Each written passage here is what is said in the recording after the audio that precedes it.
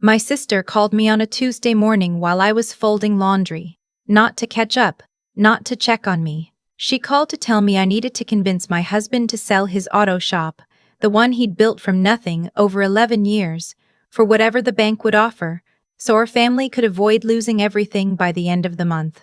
The same family that, 3 Thanksgivings ago, told me at the dinner table that marrying a mechanic was the saddest thing they'd ever watched me do. I stood there holding a dish towel, listening to my sister's voice on the phone, and I felt something shift inside me. Not anger exactly, more like the last thread of something finally snapping clean. Let me go back to the beginning. I met Daniel at a coffee shop near the community college where I was finishing my business degree. He was sitting across from me at the only open table. Covered in grease he hadn't quite managed to scrub off his knuckles, reading a worn paperback copy of Steinbeck. I asked what he thought of it. He said, "Reminds me that honest work has always made people uncomfortable." I thought about that sentence for a week. We dated for 8 months before I brought him home to meet my parents. My family is not wealthy, but they work very hard at appearing to be. My father spent 30 years in middle management at an insurance company and carries himself like he invented the industry. My mother coordinates charity luncheons and measures people's worth by their zip code and job title. My older sister, Renee, married a man who works in commercial real estate and never lets anyone forget it. They live in a suburb with a homeowners association and strong opinions about lawn edging. When I told my mother I was bringing someone home for Easter, she asked the usual questions. "What does he do?" I told her he owned an auto repair shop. There was a pause on the phone that lasted just long enough to say everything she didn't say out loud. The Easter dinner was not a disaster. It was worse than a disaster, because everyone was polite. My father shook Daniel's hand and then spent the rest of the meal talking to my brother-in-law about interest rates. My mother complimented Daniel's shirt exactly once, and then turned the conversation to Renee's kitchen renovation. My sister asked Daniel, with a smile that didn't reach her eyes, whether he ever thought about going back to school. Daniel answered every question calmly. He talked about his work like it was something he loved, because it was. He talked about the satisfaction of diagnosing a problem no one else could figure out, about the customers who'd been coming to him for a decade, about the apprentice he'd taken on who reminded him of himself at 19. My family nodded and changed the subject every time. On the drive home, I apologized. He told me there was nothing to apologize for. "People decide who someone is in the first 30 seconds, he said. After that, you're just confirming or complicating what they already think. Your family decided. That's on them, not you." I should have listened to that more carefully. We got engaged a year later. I told my mother over the phone. She said, "Well, I hope you know what you're doing. Not congratulations. Not I'm happy for you. Just that. I hope you know what you're doing." The wedding was small. Daniel's family came, his mother, his 2 brothers, a handful of cousins who laughed loudly and danced badly, and made me feel more welcome in 3 hours than my own family ever had. My parents attended. My father gave a short toast that was technically kind and emotionally absent. Renee caught the bouquet and made a joke I didn't quite hear but everyone at her table laughed at. We moved into a house 20 minutes from Daniel's shop. It wasn't big, but it had a porch and a yard and a garage where Daniel spent weekend mornings tinkering with an old truck he was restoring. I got a job doing bookkeeping for a small medical practice. We were happy in the way that people are happy when their life fits them, even if it doesn't fit anyone else's expectations. The comments came in small doses over the years. Never a full attack, just little things, distributed over holidays and birthdays and the occasional family dinner I let myself be talked into attending. My father once said, in front of 6 people, that it was a shame I'd underutilized my degree. My mother mentioned, during a Christmas call, that Renee's husband had just been made a senior partner and that kind of stability really matters when you're thinking about the future. One Thanksgiving my brother-in-law asked Daniel how business was, and when Daniel said it was good, actually, one of the best years he'd had, my brother-in-law nodded slowly and said, "That's great, man. Really. The way you talk to a child who just showed you a drawing." Daniel never raised his voice at any of them. Never defended himself in the way I wanted him to. I would lie awake after those dinners rehearsing the things I should have said, cataloging every small cruelty, wishing he would fight back. He would be asleep in 20 minutes, unbothered. Like a man who had made peace with something I still hadn't. "Why don't you say anything?" I asked him once. He thought about it. "Because the people who matter already know who I am," he said. "And the people who don't, what would I be proving and to who?" I didn't have an answer for that. The invitation to my cousin's wedding arrived in March of the year. Everything changed. My cousin Becca was getting married in June. Big venue, big guest list. The kind of wedding my mother had been wanting someone in the family to have for years. The invitation had both our names on it. We RSVP'd yes. 2 weeks before the wedding, my mother called and suggested, delicately, that Daniel might be more comfortable not attending. That it was going to be a very formal event with a lot of professional people, and she didn't want him to feel out of place. I told her Daniel had attended formal events before and was capable of owning a suit. She said she was just thinking of him. I said I understood exactly what she was thinking. We didn't speak for 3 weeks after that. We went to the wedding. Daniel wore a charcoal suit and was the most well-behaved person at the table. My uncle's business partner spent 40 minutes talking to him about a carburetor problem he'd been trying to fix for 2 years. By the end of the night, the man had written down Daniel's shop address on a cocktail napkin. Still, I watched my mother's eyes follow Daniel across the room with that particular expression. Not hatred. Nothing so honest as that. Just a low-grade, persistent disappointment, like a smell she couldn't get rid of. The year after the wedding was the year Renee's husband Marcus started making noise about a big investment opportunity. He was vague about the details in the way that people are vague when they know the details won't hold up to scrutiny. Something about a development project, commercial properties, he said, in a market that was about to explode. My father put in money. My mother put in money. An aunt and 2 family friends put in money. Everyone trusted Marcus because Marcus had always seemed like the kind of person who knew things. Daniel heard about it at a family birthday party and asked one careful question: who was managing the underlying asset? Marcus gave an answer that technically responded to a different question. Daniel nodded and said nothing more. On the drive home, I asked what he thought. "I think," he said slowly, "that when someone answers a different question than the one you asked, it's usually because the real answer isn't one they want you to hear." I told my mother what he said. She told me Daniel wouldn't understand these kinds of investments. I let it go. For a while, the investment appeared to be doing well. Marcus showed my father statements. My mother mentioned the returns at every opportunity. There was a family dinner in the fall where Marcus held court for an hour about the importance of getting in early and understanding which way the market is moving, and I watched my father nod along with an expression I hadn't seen on his face in years. Pride, borrowed and reflected. Daniel ate his dinner quietly. 8 months later, it came apart. I don't know all the details even now.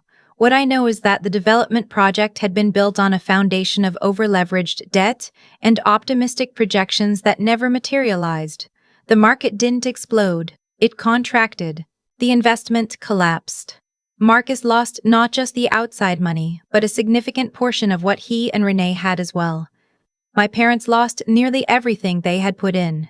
My aunt lost her savings. The first call I got was from my mother, crying. The second was from my father, angry in the specific way people are angry when they've made a mistake they can't admit was theirs. The third was from Renee. Renee's call came on that Tuesday morning while I was folding laundry. She didn't start with, "I'm sorry for what we put you through," or, "I should have listened." She started with, "Daniel needs to sell the shop." I set down the dish towel. "What?" She explained it quickly, the way you explain something you've rehearsed. The family owed money. There were debts. If they could get a significant infusion of cash, she said, infusion of cash, not bailout, as though the word choice mattered, they could restructure and avoid the worst of it. She had looked into it, and Daniel's shop, the property it sat on and the business itself, could appraise for somewhere between $800,000 and $1 million, too, depending on the buyer. That would cover most of what was needed. You want us to sell Daniel's shop, I said. It's an asset, she said. You have the asset. We need the capital. I want to be careful here about what I felt in that moment, because it wasn't simple. There was anger, yes. There was disbelief. But underneath both of those things, there was something older and quieter. A kind of grief, I think.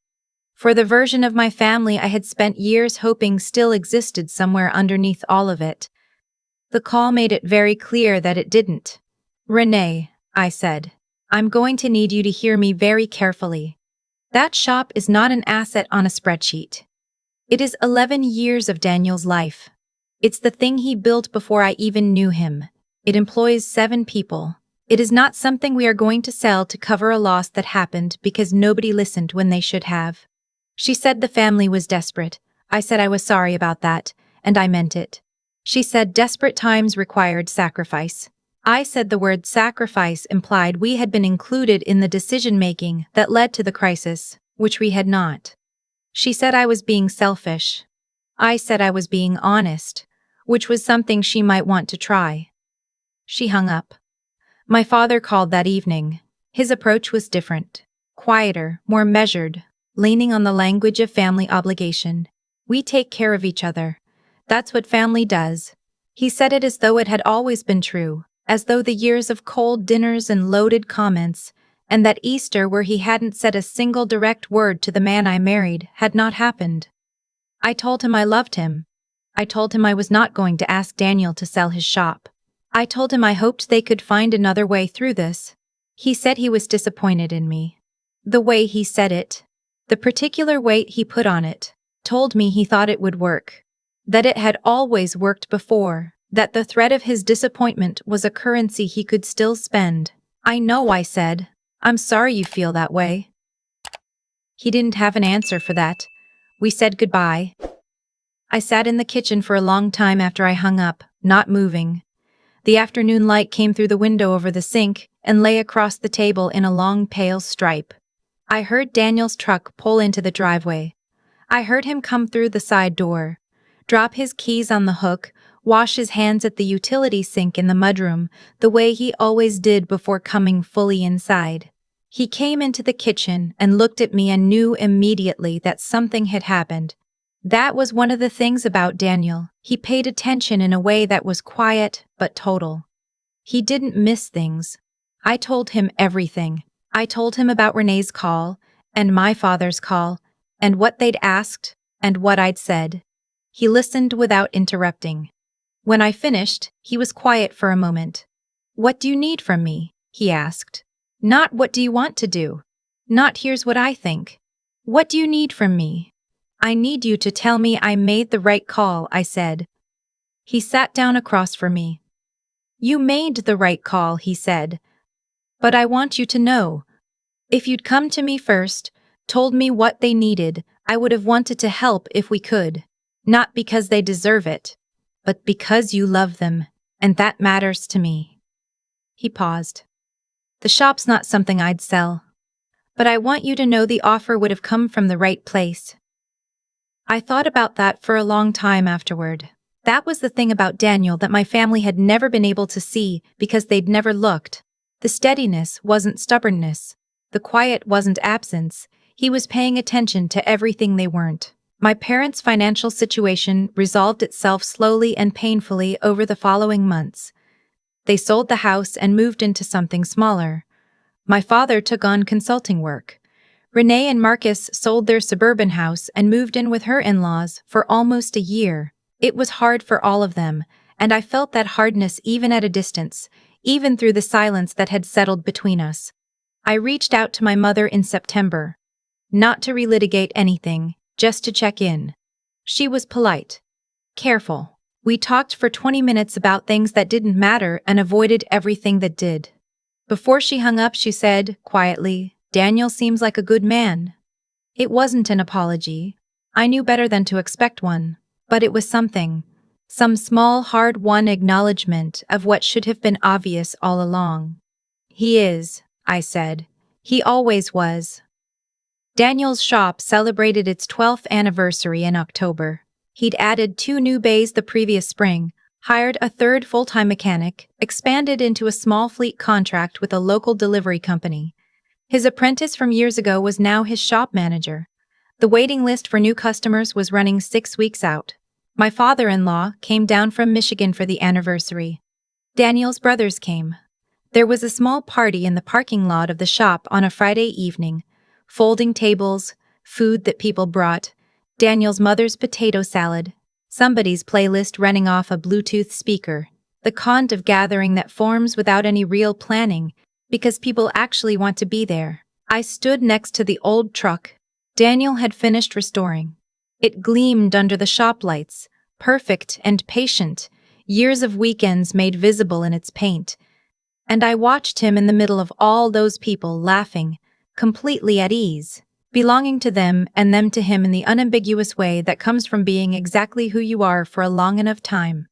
His mother appeared beside me. She had the kind of face that had been beautiful when she was young and was something better now, all the softness traded for depth, for a look that told you she had seen things and understood them. "You chose well," she said, not looking at me, watching her son. "I know," I said. She patted my hand once and went to get more food. The October light came down long and golden across the parking lot, the way it does in fall when the days are getting short, and everything seems lit from inside for a little while before it goes. I thought about my sister on the phone that Tuesday morning, the word sacrifice, the assumption that what Daniel had built was a resource to be liquidated when they needed it. I thought about Daniel asking what I needed from him instead of telling me what to do. I thought about all the dinners and the comments and the cold handshakes and the years of being measured against something that turned out to be worth less than they thought. And I thought, they missed it. They were in the same room as something real for years, and they kept looking past it, looking for something that fit the shape they'd already decided success was supposed to have. And by the time they looked up, the room had changed. Someone put a plate in my hand. Daniel caught my eye across the parking lot and smiled. Not the smile you perform for company, but the other one. The small private one that means I see you, and I'm glad you're here. I smiled back. Someone turned the music up. The evening got louder and warmer. Somebody's kid chased a dog around the truck and got lightly scolded by 3 different adults. Daniel's brother started an argument about football that everyone joined immediately, and nobody resolved. Later, after everyone had gone and we were stacking chairs in the shop, Daniel said, "Good night." "Yeah," I said, "it was." He turned off the shop lights. We walked to the truck in the dark, our shoulders touching, and drove home through the quiet October streets, past the houses lit up yellow from inside, past the last of the leaves still holding on in the maple trees that lined our block. The porch light was on when we pulled up. The house was small and warm and ours. That was enough. That had always been enough. We had just never needed anyone else to see it.